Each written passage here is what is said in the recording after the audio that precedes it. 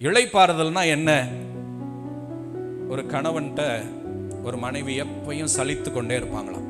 அப்போ அந்த கணவர் சொன்னாராம், நாம் ரெண்டு பேரும் நம்ம குடும்பமும் அனுதின வாழ்க்கைக்கு அலைந்து தெரியாமல் இருக்கிறோம் ஒரு நிரந்தர சம்பளத்தில். இது ஆண்டவர் உனக்கும் எனக்கும் தந்த இளைப்பாறுதல்.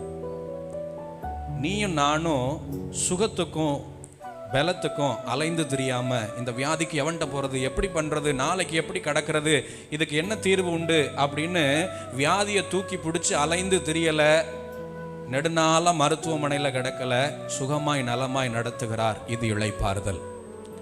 நீயும் நானும் அடிச்சுக்கிட்டு பிடிச்சிக்கிட்டு நாளைக்கு வெட்டிட்டு போயிடுவோம், இன்னைக்கு வெட்டிட்டு போயிடுவோம்னு மல்லு கட்டிட்டு நிற்கல, சுகமாய் குடும்பம் நடத்துகிறோம். இது கர்த்தர் தந்த இளைப்பாறுதல்னு சொன்னாராம். அந்த மனைவி கண்ணீரோடு அந்த கணவனை கட்டி கொண்டார்களாம்.